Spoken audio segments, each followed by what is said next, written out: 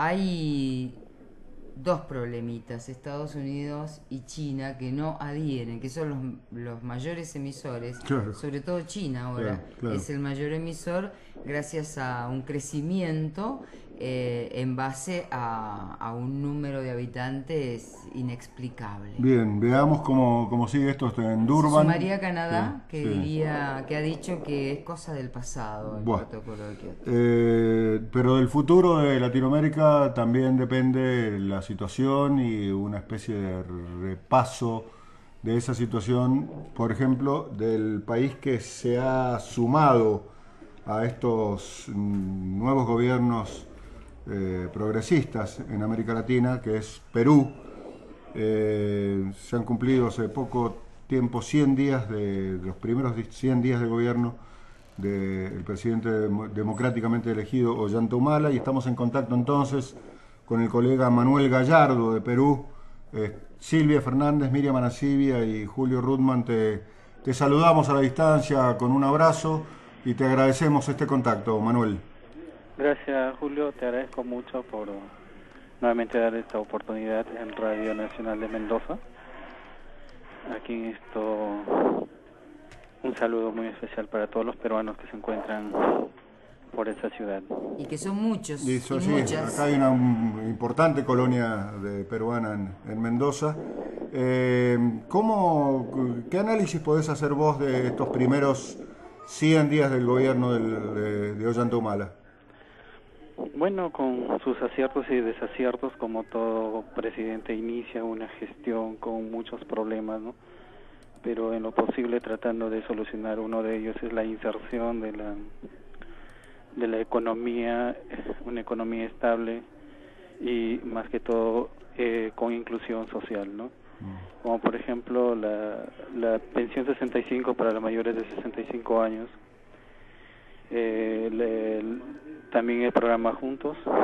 ¿Qué es eso? ¿Qué es el programa Juntos? Programa Juntos es que se le distribuye las riquezas a los más pobres, a los de extrema pobreza en las comunidades más empobrecidas del país, especialmente en los Andes del Perú y también los barrios urbanos marginales de la costa, ¿no? ¿Y cómo se hace eso? Bueno, se les entrega 100 nuevos soles a cada familia pobre, ¿no? Que eso les sirve para la alimentación. Ah. ¿Y esto ya lo tienen determinado desde hace tiempo o han tenido que hacer un relevamiento?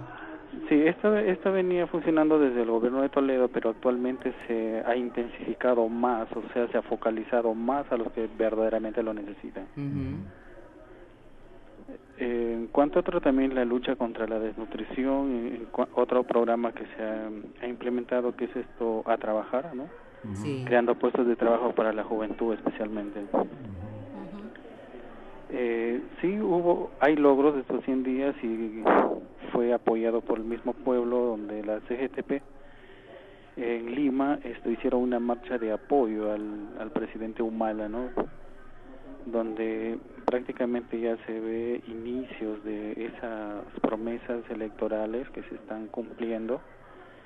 Y también lo más importante es la reinserción del Perú en la banca financiera mundial, ¿no? Donde nuestro presidente ha tenido que salir a muchos países para ofrecer un clima de seguridad de inversiones acá en el país.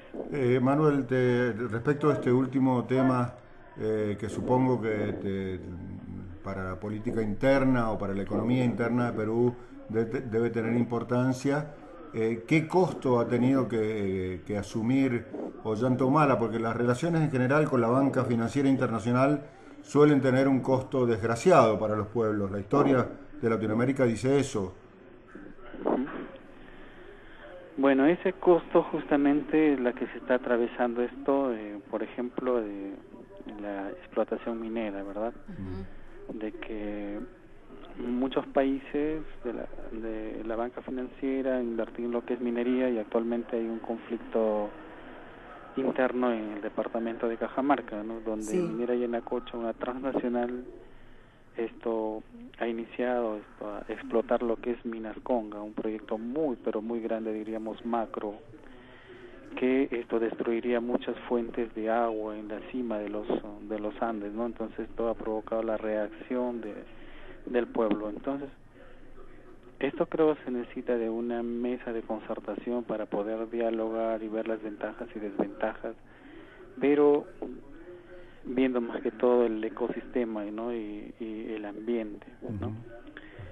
El otro problema es que se nota también es una recesión que hay actualmente, ¿no? Porque bueno, estos países de la banca financiera ponen condiciones y lamentablemente un país subdesarrollado tiene que cumplirlas, ¿sí? El que paga es el pueblo, pero se está notando una recesión muy leve, no es una recesión muy grave, podríamos decir. Habíamos, bueno, tuve la posibilidad de estar en tu país y hablaba con personas que están muy en contacto con el turismo y en general a la pregunta que yo le hacía había un apoyo hacia el presidente, pero hablaban de que la vida seguía siendo muy cara, el poder adquisitivo bajo y los servicios sobre todo. Decían que habían, en algunos casos, algunos decían que habían subido y en otros casos decían que eran todavía muy caros para el poder adquisitivo que tenía el peruano. Yo no sé si se puede hablar de peruanos y peruanas que pertenezcan a la clase media o hay una división, porque no vi esa situación que sí la puedo ver en la Argentina. No la pude ver tal vez porque estuve en lugares turísticos en tu país. ¿Hay una clase media en tu país? Claro, desde luego, la clase alta, media y el pueblo, ¿no? La clase alta generalmente son los grandes empresarios, capitalistas. Sí. La media lo conforman los profesionales y la del pueblo generalmente los agricultores, campesinos, artesanos, etcétera, ¿no? Eso todavía no se puede erradicar, ¿no? Erradicar, digamos, el hecho de que tengan bajo poder adquisitivo. Adquisitivo, claro, los sueldos tiene que ver mucho. Un profesional aquí en Perú, por ejemplo, está sobre 2.500, 3.000 soles o 1.700. En cambio esto... ¿Y eso cuánto es en ¿no? dólares, por soles. ejemplo? Hablamos de 400 a 600 dólares, ¿no? Claro. En cambio, un agricultor siembra sus productos y se va al mercado y los precios son terribles bajos, ¿no? Entonces no le alcanza muchas veces para la canasta familiar. Es increíble pensar que los commodities son altísimos y el productor gane 2 centavos. Claro. Algo por ahí, ¿no? Pero... Entonces, por ejemplo, el gas está 39.50, casi 40 soles, ¿no? Entonces... Imagínense pues esto para las personas que ganan poco salario, que el mínimo vital es de 550 nuevos soles mensuales, ¿no? Y a veces no cubre la canasta, ¿no? Claro. La canasta familiar de alimentos. Claro.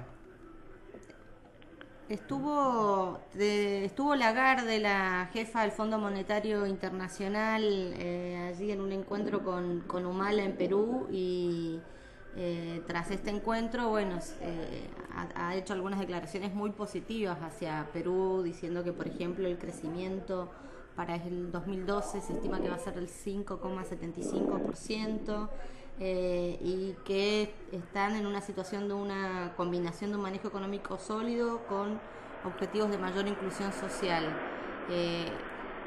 ¿Qué análisis nos podés hacer, digamos, en relación a estos elogios, digamos, de la jefa del Fondo Monetario Internacional con respecto al gobierno de Humala? Claro, como le vuelvo a repetir, Humala en primer lugar ha respetado ha dado un clima de garantía y de seguridad a los inversionistas extranjeros para que haya trabajo, ¿no? Lo otro de mí, la pequeña recesión que se está viviendo, serían 2 puntos. Y lo otro que es de que se está cumpliendo lo que el Fondo Monetario impuso al gobierno anterior, ¿no? Se está siguiendo. O sea que ahí no ha habido cambio respecto al gobierno de Toledo. Claro, lamentablemente tiene que seguir ciertas políticas, adecuarse a esa economía ya instalada, podríamos decir, ¿no? Sí. Porque ¿qué pasaría si él llega e implanta sus nuevas políticas? Va a ser un fracaso, porque la mayoría de inversionistas irían del país, entonces no habría trabajo, se retrocedería a un caos o de repente derrumbar lo que ya se viene construyendo. Sí, no tiene espalda para romper con el Fondo Monetario. Exactamente. Esa es la historia. Como países subdesarrollados tenemos que estar sometidos a las cartas intencionales del Fondo Monetario, lamentablemente, ¿no? Terrible, terrible. Sí, eso pasa cuando obviamente no hay una crisis terminal y hay que seguir gobernando dentro de las leyes de juego. Es decir, no es como pasó en la Argentina, que se cortó y se empezó de nuevo, es como barajar y dar de nuevo, que también tuvo... Tocar fondo y rebotar, sí, digamos. pero además de eso hubo una decisión política. Claro, bueno, pero se pudo hacer la decisión política porque eso. no había nada que perder, ya estaba todo perdido. Sí, ustedes tienen que seguir honrando claro. esa palabra, entre comillas, la deuda. Manuel, te pregunto por la condición de la mujer. En realidad las sociedades latinoamericanas, algunas más, otras menos, tienen un componente machista muy fuerte. ¿Cómo es en Perú la situación? Sí, lamentablemente en Perú sí se nota. Justamente si analizamos las elecciones, por ejemplo, entre Keiko Fujimori y Ollanta Humala, ¿no? Sí. La mayoría de las regiones ganó Ollanta Humala y 5 regiones solamente Keiko, ¿no? En 5 regiones, entonces analizamos que el machismo es todavía una barrera que impide el desarrollo a la mujer acá en el país, pero yo creo que a pasar del tiempo, ¿no? Se tiene que revertir este problema, ¿no? Porque a mí me hubiese gustado mucho y de alma y de corazón de que una mujer gobernara el país. Pero no Keiko. No sé, a lo mejor sí. No, es opinión mía, digo, ¿no? Sí. Claro, sea quien sea, pero el problema es que dé la iniciativa, ¿no? Bueno, a veces uno desconfía tanto, ¿no? Pero no sabemos su corazón o sus intenciones de cada personaje político, ¿no? Pero yo creo que los peruanos ya somos conscientes y para las próximas elecciones sí va a haber candidatas mujeres que den un clima de seguridad más que todo al país para poder elegirla como nuestra presidenta, ¿no? Es cierto, pero que no porque sea hija de, por ahí uno piensa, porque tenemos, o por lo menos tengo, idea de que en algunos momentos, cuando se juzgó los crímenes de lesa humanidad en tu país, las violaciones no fueron consideradas crímenes de lesa humanidad, a pesar de que habían sido parte de las violaciones a los derechos humanos. Es como más o menos pasó en nuestro país, que ya salió el primer dictamen. Y esto habla de la terrible diferencia abismal que hay entre los derechos que tienen los hombres y los derechos que tienen las mujeres.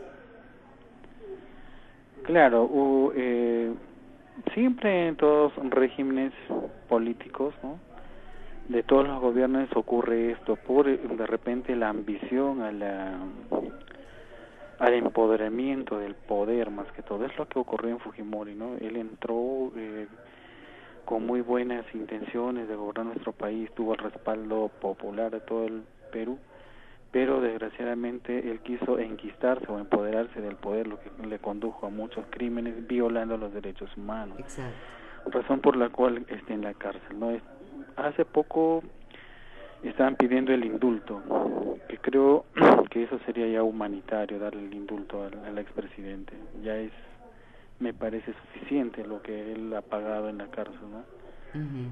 Bueno, nosotros en nuestro país tenemos otra metodología. Los que han violado los derechos humanos tienen que estar en la cárcel hasta la muerte. Sí.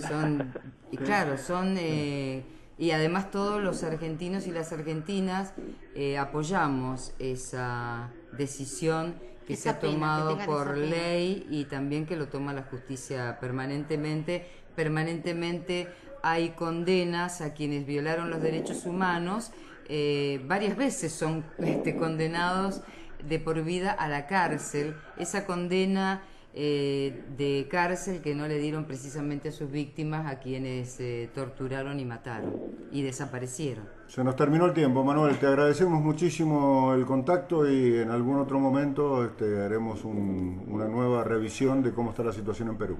Bueno, un agradecimiento mucho y bueno, le deseo muchos éxitos y me siento argentino en algunas oportunidades cuando escucho que Cristina Fernández logró las nuevas elecciones.